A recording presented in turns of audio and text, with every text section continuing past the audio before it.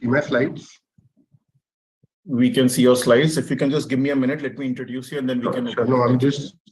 Yeah, it's perfect. It's perfect. Sure. It's Thank absolutely you. perfect.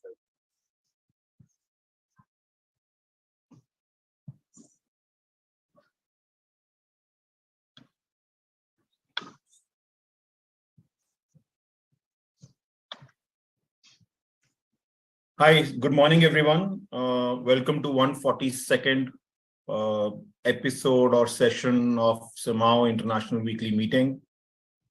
COVID cases are increasing everywhere in the world, so we are not sure what's going on. We will have a session on COVID, especially next week or probably next to next week, discussing about what's going on. But today we are talking about impact of obesity on gynecology, session number 142 from CMAAO. And to talk about this topic, we have Dr. Ash Sujit. He's an MBBS diploma of National Board of Obesity and Gynecology, Fellowship in Minimum Access Surgery, World Association of Laparoscopy Surgeon, Diploma in Gynecology, Gynecological Endoscopy from Kehl University, German, IRCAD, France, Senior Consultant in Gynecology and Obesity, Department of PD, Hinduja Hospital in Mumbai. We welcome you, sir, on this forum. This is a National Association forum for doctors, and the session is on live on Facebook, YouTube, and all other channels. So there's doctors in this forum, and there will be public who's watching on the regular Facebook channel. Over to you, sir. Thank you, Saurabh, and good morning from India to everyone who's gathered in here. Thank you for the warm introduction. So I'm Dr. Ash Sujit. Just one thing, I'm a gynecologist and obstetrician and not obesity department. So just a clarification on that basis. Today, we'll be talking about the impact of obesity in obstetrics and gynecology. Before we go into OBGY in general, let me discuss about some other things. So Walter de la Mare, he is an English poet, he had said, "Oh, pity the poor glutton whose troubles all begin in struggling on and on to turn what's out into what's in." With that, I just give you a brief about what's happening in the world. World Obesity Foundation 2023 had a report. This collaborated a lot of details over the world, of which it said that WHO says worldwide there are more than 1 billion people who have obesity. Of that, when you take into the breakdown of the statistics, 650 million are adults, 340 million are adolescents, and 39 million are children. Of this, 51% of the world, or that is around 4 billion people, are actually into the category of obesity or overweight, will be seen over the next 12 years. And the important concern is childhood obesity could more than double from 2020, that is from 208 million boys and 175 million girls by 2035. That's a huge risk that we'll be facing over the next few years that is coming. In 2020, 2.6 billion people fell into obesity, or that is around 38% of the world's population. And what we see is that the rate of obesity are rising particularly quickly in children and in lower income countries. That is what was noted by this report. And as we were all discussing before the talk started, during the COVID-19 pandemic and what we are seeing around, there's a huge rise in the obesity over the last few years, and it is bound to rise because of the lifestyle changes that is happening, since most of us are working from home or are limiting our lifestyle. Morgan Spurlock had once said, "I couldn't open up a magazine. You could not read a newspaper. You could not even turn on a TV without hearing about the obesity epidemic in America." Frankly, it's more than an epidemic. It's a pandemic which is spreading rapidly. So what's the scenario around? So CDC states that obesity currently affects 4 out of 10 Americans. A little bit of American statistic before I jump into India. The AHA says that obesity is linked to 30 to 53% of new diabetes cases in US every year. Again, WHO says that 4 million people die each year as a result of obesity. And the World Obesity Federation has noted that 1 in 5 and 1 in 7 men have obesity by 2023. All these things, the weight and the overall health of the person are interconnected because we all know about the non-communicable disease that can rise because of obesity, which can include your type 2 diabetes and certain forms of cancers and obviously the heart disease. And what this does, it adds a burden to the medical cost of the person because they'll require more time for admissions. The treatment takes a longer time. And when you look at the productivity, they lose around 3 days more compared to an average person in a year because of their productivity. John Galbraith had once said, more die in US because of too much food than too little food. So we've seen all about the US, now coming to the Indian scenario. So India ranks third in the world when it comes to obesity after US and China. As per the NFHS, that is the National Family Health Survey 5, Indians are getting fatter, and that is the big problem. We have long been known as a third world country where you see malnourished people, underweight people. But as you're seeing, as we are talking, and as this goes on, you'll realize that we have broken into the top 5 countries in terms of obesity in the last few years. About 6.4% of women and 4% of men aged in 15 to 49 are obese. And this is the working age group. And that is why this becomes a concern whenever you think about the development of a nation. This is a small chart which I had found, which states that how it's increasing over the higher levels of income group also. So just a brief idea that we were discussing that we are a third world country and the poorest people, they are not malnourished. We are seeing obesity affecting a lot of the good doing people and the high class people.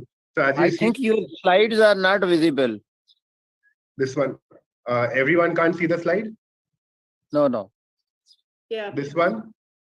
No, Nope. we are not We have looking not here. been able to see your slides since the beginning. Okay, just give me a second. I'm very sorry.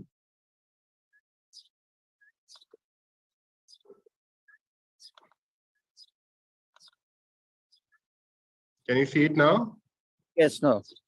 Okay, fine. Can you make it on a presentation? Yeah, okay. Yeah, are you okay? Just Good. a second. Just give me a second. I'll move the things. Sorry.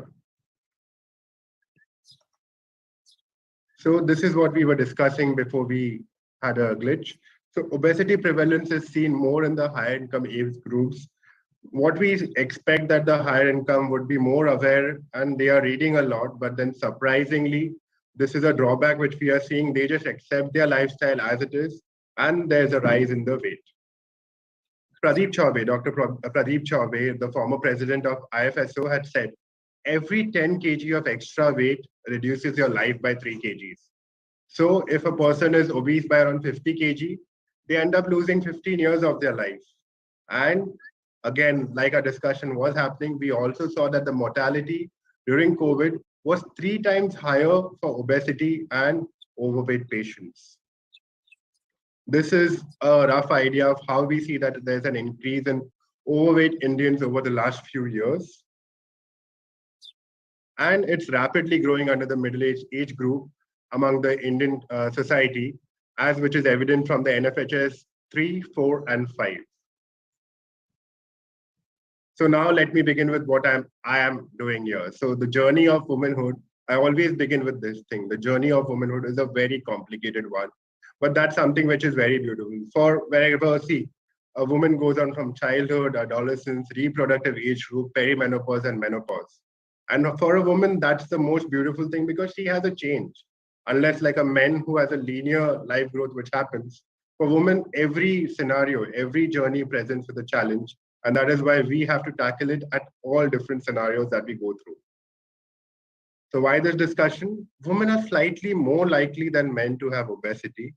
And this bounds to have an impact on the female reproductive health. There's a nice hypothesis, which is the Barkin's hypothesis, which states that because of any fetal issue, there is a thing which happens for the adult also. As you're in utero, and if there are changes which are happening, that will affect your later life. So it becomes important that you start managing directly from the mother so that the baby is not affected and that baby doesn't grow into something which leads to complications for his or her life. Over the discussion, we'll be seeing all these things. Childhood obesity will affect your early onset of puberty. It leads to menstrual irregularities when you're adolescent, and it will lead to PCOS. Reproductive age group with high BMI will lead to, again, higher risk of ovulatory problems, and they'll be poor responders to any fertility treatment. And we have aggravated symptoms of pelvic organ prolapse, SUIs, which will be noted. Also, there's an increased risk of endometrial polyps and some cancers and symptomatic fibroids. All these things will be touched in the next few slides. Sustained and substantial weight loss is difficult to achieve, but with lifestyle changes and dietary measures, this is a possibility. Also, there is a lot of pharmacological treatment that are available.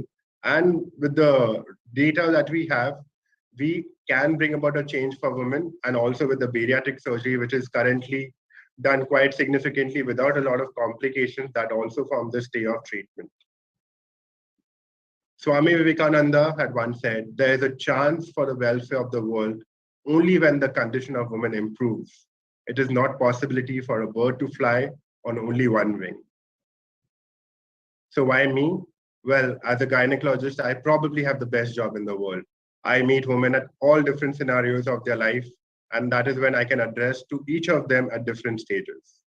No other medical specialty comes so close into forging a lifelong relationship and the interdependence with the patients as does me or any gynecologist out there. And again, we care for women throughout their lives. So that's why me. So coming to whatever we'll be dealing with at different scenarios. So puberty, what do we see? So there's a critical weight hypothesis, which states that once you reach there, menstruation is established only when the threshold weight is above 48 or 70% of the body fat composition is achieved.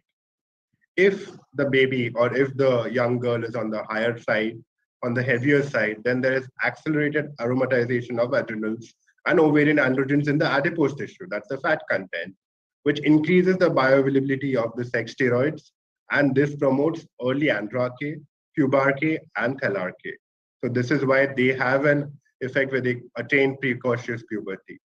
Girls with an early onset of puberty are again at a high risk of ovarian hyperandrogenism and PCOS, as well as in later stages, they might land up with cardiovascular issues.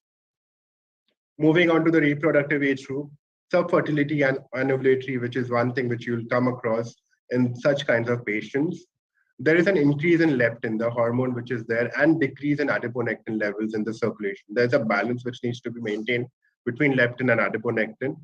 Leptin has a stimulatory effect on the hypothalamo-pituitary axis. This will inhibit your ovulation for the ovarian folliculogenesis, as well as the LH and the insulin-mediated steroid production by the granulosa cells and the theca cells. So in general, your leptin is messing up with your entire HPO axis, and that will lead to subfertility.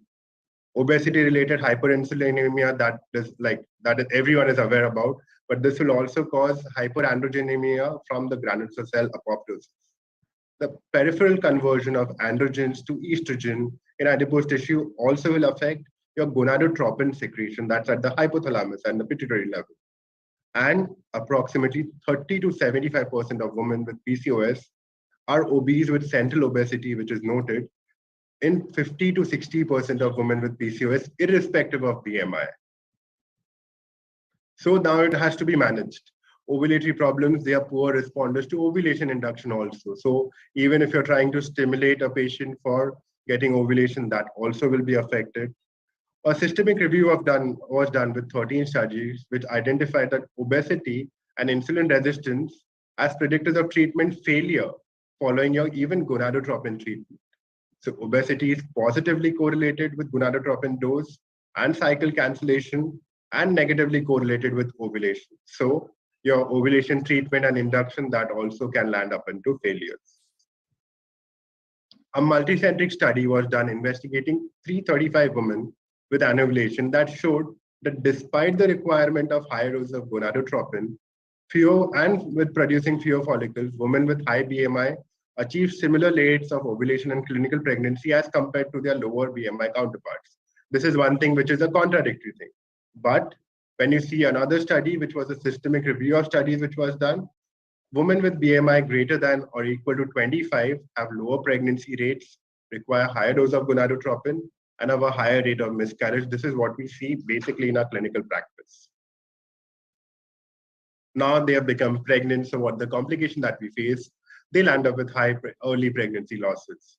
A recent systematic review showed that women with greater BMI, which is more than 25 or so, have significantly higher incidences of miscarriage regardless of any method of conception they have achieved. Overweight women are more likely to miscarry after ovulation induction as the high BMI recipients of donated oocytes also. So it's not just her eggs which are leading to issues, but it's donor oocytes also. So eventually the problem lands up with the woman and her hormonal issues. Obesity impacts the ovarian environment, and that is what can be regarded as what leads to impaired folliculogenesis and oogenesis. An alternative view is that obesity can have detrimental effect on the uterus also. It leads to certain changes in the uterine environment, which have been shown by certain studies, where the adjustment of the embryo quality is good, but then you have certain cases because of the lining of the uterus, and that can lead to high issues of miscarriage. Now, what happens in the entire pregnancy? If the patient is obese, then patients feel uncomfortable and have dyspnea on exertion. There are medical complications, which can be seen as hypertension or the GDM, that is gestational diabetes mellitus. There's difficult diagnosis and presentation of the baby or noting the features of the baby. Obviously, there's fetal macrosomia. As a doctor, when you want to look after all these things, there's increased ANC, the antenatal checkups, and the ultrasound which we ask for. Obviously, there's increased risk of miscarriages, fetal malformations, and especially neural tube defects. There can be issues of post-maturity or IUFD or stillbirths. And such women also land up with increased chances of candidiasis or UTIs, and all these infections can lead to preterm labor. In effects of labor, we have increased incidences of labor dystocia or prolonged labor. There might be increased obstetric or operative interference, and the patient might land up with C-section. During vaginal delivery, the patient can have shoulder dystocia. If you're doing a cesarean or any other thing or any other operative procedure, this patient might land up with anesthesia hazards like difficult intubation. And after delivery, such patients can have puerperal UTIs. They are at a higher risk of getting postpartum hemorrhage. They might land up with DVTs.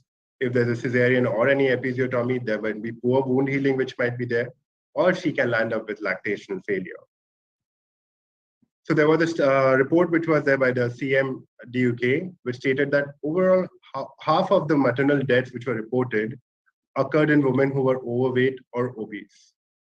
So what you need to know is that obesity in pregnancy is a high risk. This required adequate ANC and hospital delivery, which is mandatory. When you look into the weight gain in pregnancy for such women, obese women should have a limit in weight gain, which is less than 8 kgs. Surprisingly, when we had a statistics, so I was working with a professor and we were doing this over the last 10 years that he has kept a track.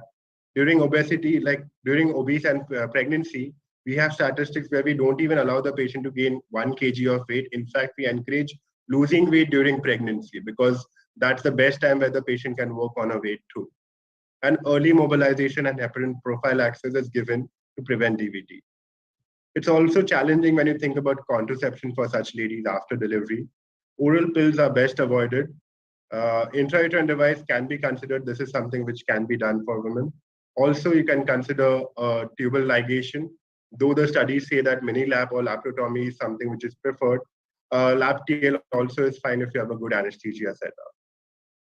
So coming to the major contraception part, in a large cross-sectional study that was done, it was seen that obesity was significantly associated with contraceptive non-use. And this was because of the perception that obese women have lower fertility, or these women were in general worried that if they take any hormonal contraception, they might land up with, again, increased weight gain. This is just a myth which is being carried on, but we have a lot of things which we can do for this woman. There's a little evidence which suggests the link of weight gain either to OCPs or LNG-IUS, that is the Mirena, or just the progesterone-only pill. Studies suggest that whatever we were discussing this, medroxyprogesterone acetate can lead to substantial weight gain which was seen, but not with correlation to LNG-IUS or progesterone-only pills. In an analysis of data which was done for women with body weight more than 70.5 kg or so, they had an increased contraceptive failure as compared to women who had weight less. But by comparison of women with less BMI, the risk of pregnancy was higher in women with high BMI and still higher in women with high BMI, which was more than 32.2. Again, a study which was done, which showed that the doubling time taken by levonorgestrel to reach a window of opportunity, that was altered. Therefore, there was follicular recruitment, development, and ovulation which was affected, and that was what led to even contraceptive failure. In addition, the combination of use of OC pills is actually not without any hazard if you actually take a proper history of the patient, ruling out migraine, blood pressure, and venous thrombosis history for such patients. And we continue to use OC pills also in obesity. In a multicentric trial that was done in China, found that the dose-response relationship between weight and failure rates was higher associated with Norplant. That's one of the other contraception that we are using. Results of secondary analysis of efficacy studies have suggested that contraceptive failure associated with the transdermal patch, which is available, was again higher with women with increased body weight. So Norplant and patches, as per studies, they are not shown to be effective for obese women. Now coming to the menopausal transition. In a longitudinal study that was done for menopausal women, subcutaneous and visceral fat deposit which happens were noted to increase during the menopausal transition. Obesity increases the peripheral conversion of androgens to estrogen. And this estrogen, circulating estrogen, will affect the woman over the later stages, and that can lead to endometrial hyperplasia and cancer. In a study of abnormal perimenopausal bleeding, obesity was shown to be independently associated with high menstrual bleeding. Whenever a patient comes to the perimenopausal or postmenopausal patient comes to you in the OPD, when you have a look at the endometrial thickness, any endometrial thickness of more than 4 millimeters is obviously something which raises the eyebrows. So what we have noted that 60 to 80% of this women, obese women, have higher endometrial thickness, and that leads to abnormal uterine bleeding or postmenopausal bleeding in such women. Also, there is something what we call as a corpus cancer syndrome, that is high BMI, obesity, diabetes. All these things tend to lead to higher incidences of endometrial cancer for a woman. So this is just a gist of whatever we have seen over the discussion that has happened. Moving on to specific gynec complaints that we can interact or that we can come across whenever a patient is obese. Obesity is associated with long and irregular cycles, obviously because of the conversion of the peripheral estrogen that happens in. Women with BMI of 35 have 5-fold higher increase of long cycles as compared to women with a normal BMI. A cross-sectional study that was done in Australia, aged between 26 to 36 women, they found that irregular cycles were more, that is 2.6 times higher in a woman with greater BMI as compared to a woman with a normal BMI, and with a woman with high waist circumference as compared to a woman with a waist circumference of less than 80. There was a study by Onalan et al. Which demonstrated that BMI greater than 30 were more likely to have endometrial polyps also, other than women with a lesser BMI. And obesity is again an independent predictor for development of endometrial polyps and positively correlated with the size and the multiplicity or the number of polyps which a woman can have in her uterus. Fibroids are labeled to be hyperestrogenic state, leading to excessive growth of the fibroids that can lead to issues overall depending upon where the fibroid is. In a retrospective study, it was seen that uterine fibroids were more likely to be seen in obese women than in general population. Another study, fibroids were associated with BMI greater than 25%, along with concurrent hypertension, occult obesity, and high upper body fat distribution. The risk of developing fibroids is tripled in women with body weight of 70 or more as compared to women in the weight group of less than 50 or so.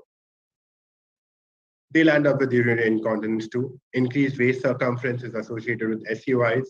Possibility this is because there's a rise in the intra-abdominal pressure caused because of central obesity, which is influenced also by the duration of the obesity which the woman is going through. A review which suggested that obesity and overweight increase the risk of urinary incontinence, especially the SUIs as compared to urge. There's a causal association which is seen in an RCT that was shown that a 6-month behavioral intervention targeting weight loss led to reduction in frequency of self-reported episodes of urinary incontinence. POP, that's pelvic organ prolapse. Again, it's high seen in morbidly obese women and considerably severely obese women as compared to a normal woman. WHI, that's Women Health Initiative study demonstrated that 55.7 women gained weight over a period of 5 years.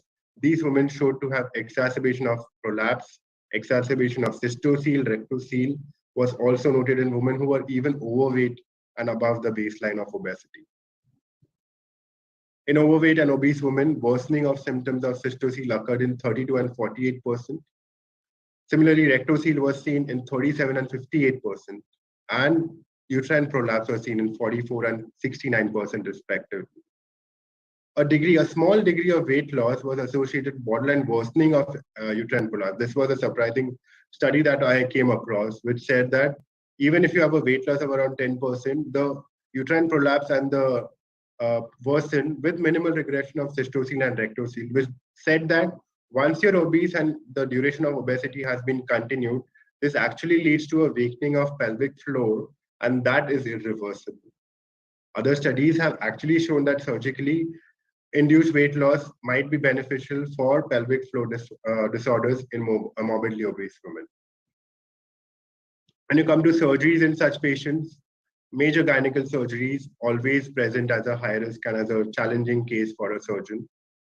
And the anesthetist. Anesthesia in morbidly obese is obviously difficult and you need a proper setup.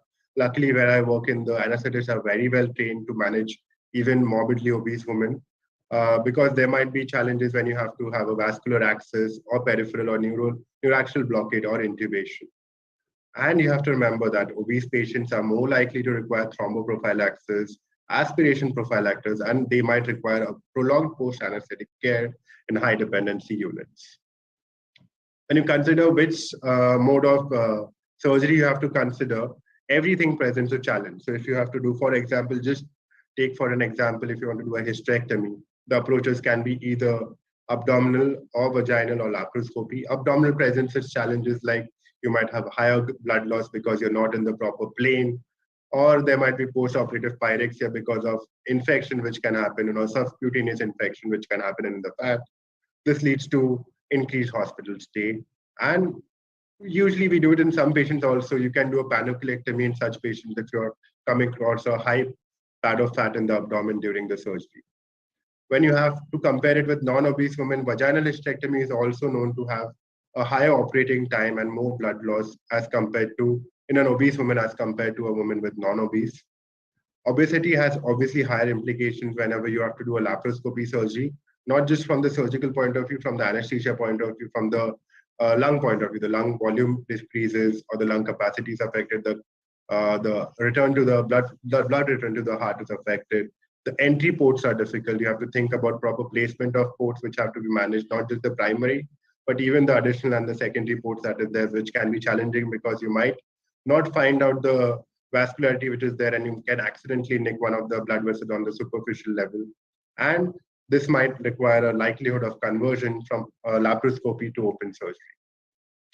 Louise Newson, this lady I found on Instagram, she had said that the woman I was made me the woman I am. So I can't wait to meet the woman I've become.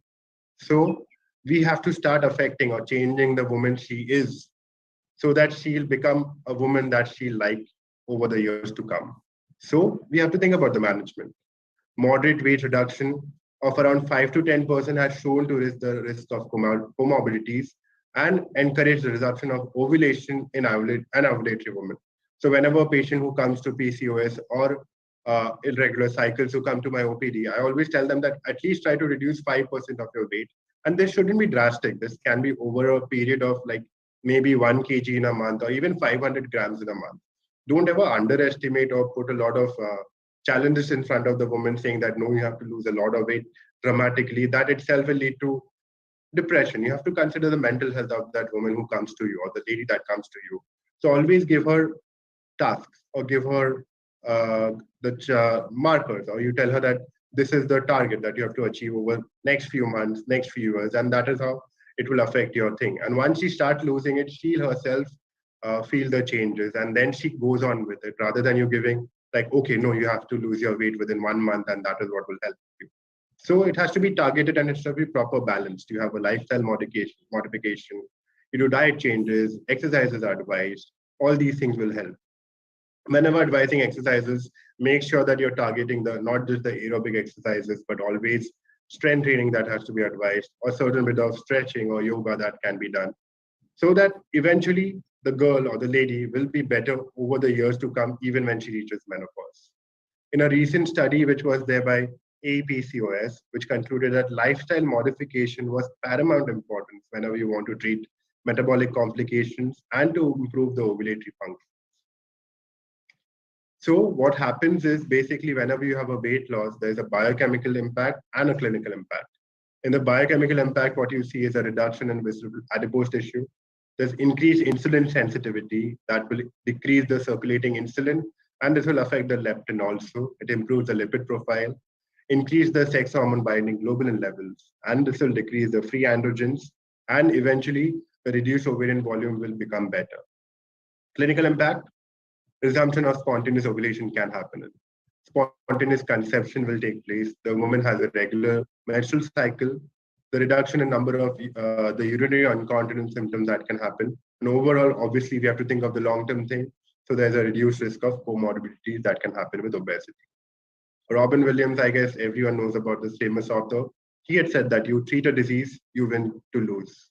You treat a person, I guarantee you will win no matter what's the outcome. So treat a lady, treat the person, not just the disease that you're coming across. There are a lot of pharmacological agents that are available, and nowadays, everything with tons of research and clinical trials that have been done. There are things which have been coming up which are more or less approved by a lot of doctors and a lot of societies.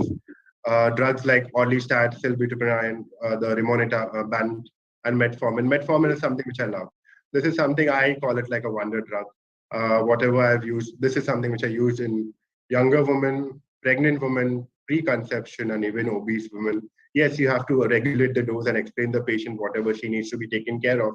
But metformin for me, this is one thing which I use quite commonly. If I have anything which has to be managed significantly, then obviously we have a team of doctors, like a physician, a bariatric doctor who the patient meets, the lady meets, and that is how it's a multidisciplinary approach that happens. And bariatric surgery, yes, this is something which is picking up nowadays. We almost have bariatric surgeries happening every month. And following bariatric surgeries, there have been improved in fertility. There have been improvement in the fertility statistics and reduced risk of obstetric complications also that we are noticing, such as GDM, macrosomia, and hypertensive disorders in pregnancy. Yes, bariatric surgeries come with its own complications also, but you have to explain to the patient the risk and the benefit ratio, and that is how it works out. Pregnancy should be avoided during rapid weight loss. This is something which I always tell that nothing should be rapid. It has to be gradual. So once you have the bariatric surgery, wait for a while, wait for at least 6 months, that your entire microbiome level and the micronutrient level that is corrected, the macronutrient level that is corrected, and then go for it. Because IUGR and nutritional deficiency during pregnancy are likely to happen when you have a surgery after, when you have a pregnancy immediately after a bariatric surgery. Michelle Obama said that communities and countries will ultimately benefit only as strong as the health of their women is. I'd like to end with that. Thank you so much. So this is something which I do. I do a podcast also on women's health and social issues. So there's one thing which I always say to all the ladies out there, or all the uterus owners out there. I'm speaking for the bisexual and the one who are not gender defined, that you matter, you are important, and you're heard, and we are there for you. Thank you. Thank you, Dr. Sujit, for the wonderful talk. I would request you to kindly close the screen sharing. Just a second.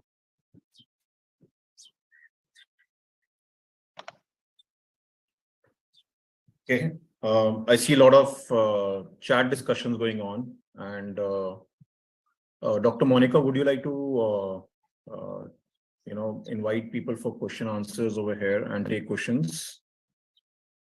Sure. I'd like to first say what a fantastic presentation. We all understand that obesity has multi-system effects, and the impact, especially in the OB and gynecological world, is something that we cannot ignore, and maintaining the women and their weight and to optimize all medical conditions while they're in the childbearing age is so important.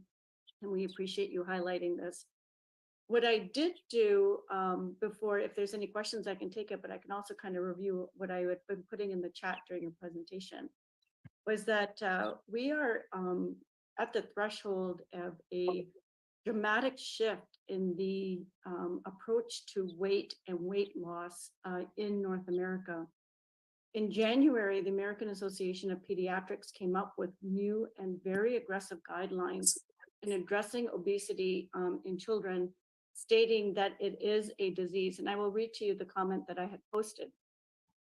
The American Academy of Pediatrics has updated its guidelines and for evaluating and treating childhood obesity for the first time in 15 years. The new guidance reflects a major change in clinical perspective on obesity. It reframes obesity as a chronic disease rather than a result of personal choices, carrying significant short and long-term implications for children's health. It recommends early and intensive treatment, including medications and surgery for some young patients. The group is recommending nutrition and behavioral therapy for children under 13 and adding bariatric surgery for teens. Very aggressive. And then the second part of my chat, I was talking about patients. So for those who don't know, I treat asthma, allergy. I'm an asthma and immunology and allergy specialist. And a majority of my practice deals with obesity and with asthma. And we all know that obesity, just like in your obstetrics and gynecological world and its outcomes, also has a dramatic impact on respiratory illnesses and asthma. And a lot of these patients that I see who have comorbidities such as sleep apnea, diabetes, the treatment of their asthma has been hindered by their comorbid conditions, have now been placed on Wegovy, which is a new weight loss medication that's injectable. And I have seen patients, at least since the fall, which have been, I think they've had weight gain during the pandemic, or they're just not been able to lose weight for whatever reason. And they are having dramatic weight loss with minimal side effects. This medication is currently available in the United States, in Canada, and the United Kingdom. And I think we need to keep our eyes and ears to the ground in terms of looking at what the long-term outcomes are of this medication. And I think it'll revolutionize these comorbids and all the specialties that we represent in our medical fields. And because it's also its use in diabetes, it will also have implication in women potentially with PCOS and all the other endocrine comorbids with your specialty as well. So that's all that I wanted to add. I felt your presentation was fantastic. I think that we understand the role of obesity, but you were able to pull and kind of give us the finer nuances of your specialty and why even on a more pathophysiology level, why it's really important. So thank you for your presentation. Are there any questions from anybody?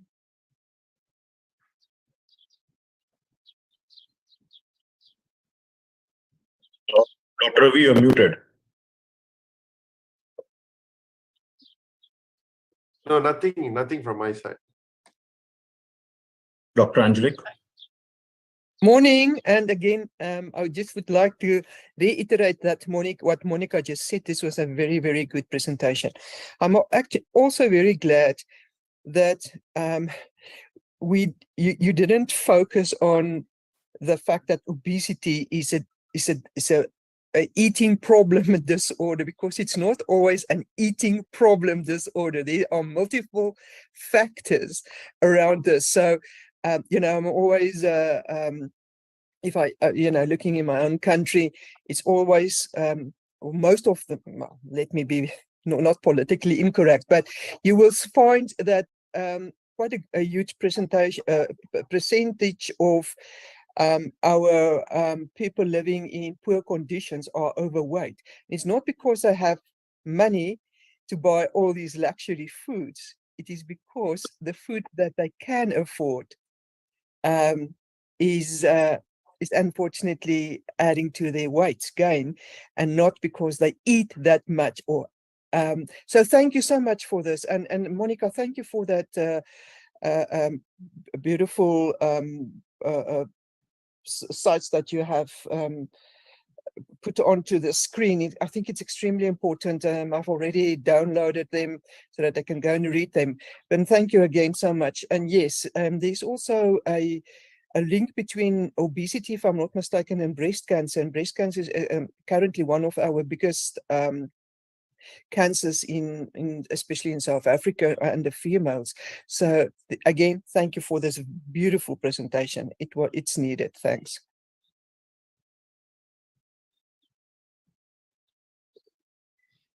Thank you so much. Are there any others who have any other comments or questions? Either everyone has got everything, whatever I've spoken of, they have not got anything. You can start quizzing us now. No, but then nice. Thank you, Angelique. Thank you, Monica, for bringing up that point. So yeah, the drug that you mentioned, I was going through it, but then it's quite new, and like you told me that it's majorly focused on US. Though I presented a lot of US statistics, I felt that something has to be like whatever I'm speaking eventually had to end from the Indian perspective, because this is what I see, this is what I manage.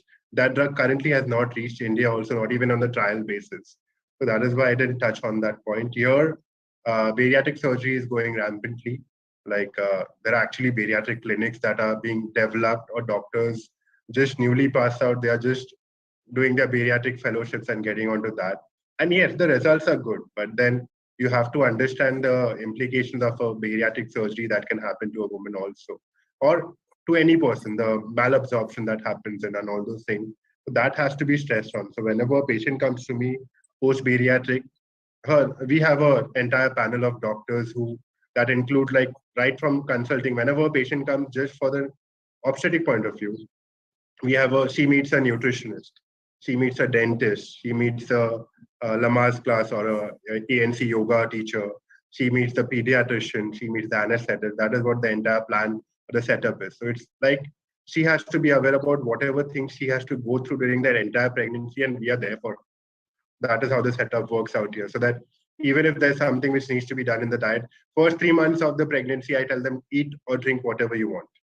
Obviously not alcoholic, but then that's the time when the woman is not eating well also. And that is the time she thinks that, okay, I can't eat this or that. But once she's 3 months and once the hyperemesis settles in, the nutritionist kicks in, and then the diet is regulated so fantastically that, like I was telling in the presentation also, our women out here, they don't actually gain weight during pregnancy, the ones who are obese. We have had weight loss of 5 women who have lost 5 kgs during pregnancy, the ones who are obese. That is how strict the diet management and walking and all those things, the basic things, what you need, like rather than going into medication or drugs or the hi-fi stuff. I call them hi-fi stuff for my patient. Just focus on your diet, focus on your basic lifestyle, the exercises, and that is what the key is. Focus on the lifestyle, focus on your health, and understand the importance. And once you start showing them that this is the thing which is supposed to happen, and they see changes in the 3 months or 6 months, then they think that it's a magic thing that's happened, and then they follow. Rather than you forcing it onto them and then like, no, this has to be done, this has to be done. Just give them the opportunity and have patience with them. This is one thing important. Mental health is something which is drastically bad, or I don't know, bad is not the correct word, but it's drastically affected for such obese women. Like I speak of women specifically because that is whom I interact with. They are terrible because body shaming, that's one thing which happens to them. Apart from that, they feel very conscious wearing anything, doing any activities also. So when you sit with them, talk to them also on these things, like the doctors out here, whosoever, whichever specialty you're in. I speak a lot for women. That is what I do. That is why I'm again taking this as a platform. Like since we have so many eminent doctors, just spend time with them, talk to them, understanding their issues, understanding their problems.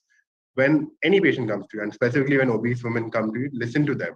That itself will probably help them wean out a lot of stress, and you can find out subtle points which are there, which will come up, and that is where you need to bring about a change. If they like something, concentrate on that. If they dislike something, concentrate on that, and make an addition, make an subtraction, do a maths. Like this is what, okay, you like dancing, so why not get into dancing? And that would be a hobby which you can do. and that will help you to burn your calories also, rather than like, no, go and do gym. That is something which will not work for her. So these are little things that we can work on when we are considering a patient. Thank you.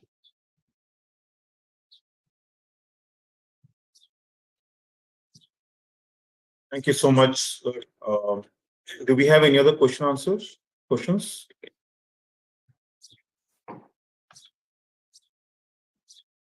Okay, so with this note, we will wind up the session. Thank you so much for your wonderful talk, and looking forward for more such talks in the future. Thank you for joining us. And with this note, we will end the session. Thank you so much. Thank you, everyone.